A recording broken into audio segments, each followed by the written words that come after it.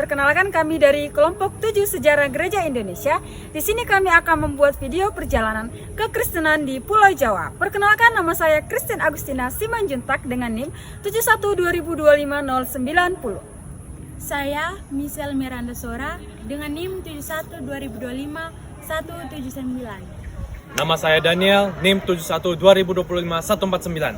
Nama saya Leora Sara Agustin dengan NIM 712025-052. Halo, nama saya Filipus Indriadi Caksono dengan NIM 712025-099. Selamat menyaksikan! Pulau Jawa mulai mengenal kekristenan melalui para zendeling Eropa.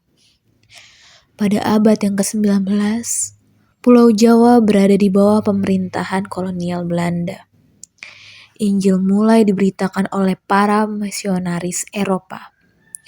Pulau Jawa telah lama dikenal sebagai tanah yang kaya akan budaya, tradisi, dan suatu kepercayaan. Ketika bangsa Belanda datang, mereka tidak hanya membawa perdagangan, tetapi juga ia membawa sebuah agama Kristen. Salah satu tokohnya yang giat memberitakan suatu Injil adalah suatu tokoh bernama Johannes MD. Ia seorang zendeling yang melayani di Surabaya.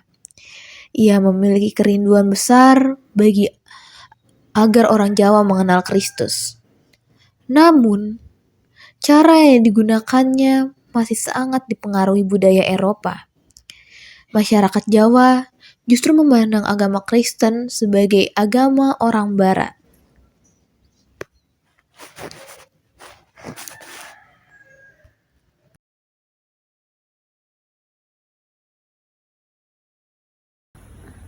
Shalom. Saudara-saudara, jika kalian ingin menjadi orang Kristen, mari tinggalkanlah cara hidup yang lama dan mari ikutilah cara hidup yang baru. Apakah kami harus meninggalkan pakaian Jawa kami? Kalau begitu, berarti menjadi orang Kristen kami harus menjadi orang Belanda. Kalian harus mengikuti cara orang Kristen yang kami jalani, seperti memotong rambut panjang, meninggalkan pakaian adat Jawa, dan memakai pakaian Eropa. Aku tidak menolak Yesus, tetapi aku tidak ingin kehilangan jati diriku. Aku tidak mau meninggalkan adat istiadatku. Ia pernah hidup sebagai seorang mencari ilmu dan belajar di berbagai pesantren sebelum mengenal Kristus. Setelah percaya kepada Yesus, ia memberitakan Injil dengan cara yang sangat dekat dengan kehidupan masyarakat Jawa. Saudara-saudara, hari ini kalian kan sudah mengenal nih istilah ilmu sejati. Hari ini aku mau menceritakan dan mengenalkan tentang Sang Guru Besar Sejati, yaitu Yesus Kristus. Kiai, apakah kami masih boleh melakukan kenduri dan memakai budaya Jawa? Budaya bukanlah musuhnya Injil. Selama tidak bertentangan dengan kitab suci dan Tuhan, maka budaya bisa kita pakai untuk memuliakan nama Tuhan. Mengapa tidak memakai cara Barat? Karena Injil harus dimengerti oleh semua orang. Sadrak memakai bahasa Jawa, simbol-simbol Jawa, bahkan metode diskusi seperti seorang kiai, sehingga masyarakat lebih mudah memahami suatu Injil tersebut. Jadi engkau Kiai Sadras, aku mendengar engkau masih mempertahankan budaya Jawa. Benar, karena mereka masyarakat Jawa masih lebih memahami Injil melalui budaya Jawa. Tapi mereka masih penuh dengan kebiasaan yang lama. Bukankah itu harus ditinggalkan? Yang harus ditinggalkan itu adalah dosa, bukan kebudayaannya. Tetapi kenapa gereja di Indonesia harus mengikuti dengan gereja di Eropa? Gereja harus setia pada Kristus. Kristus saja lahir di Palestina. Masa orang Jawa harus kita belandakan supaya mengikuti Yesus? Bukankah cara itu paling berbahaya?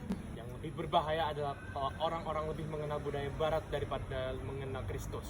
Kini saatnya gereja dipimpin oleh orang Jawa. Kita memakai bahasa Jawa, kita melayani masyarakat Jawa, dan kita menjadi sosok gereja yang mandiri.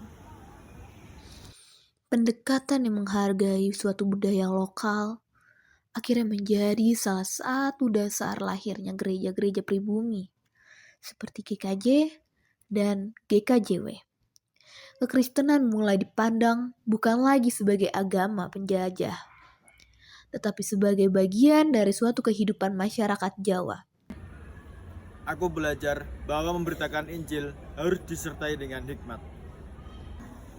Kristus datang untuk semua orang, bukan untuk menghapus budaya, tetapi untuk menebus umat manusia. Matius 28 ayat 19. Pergilah, jadikanlah semua bangsa muridku. Bye-bye.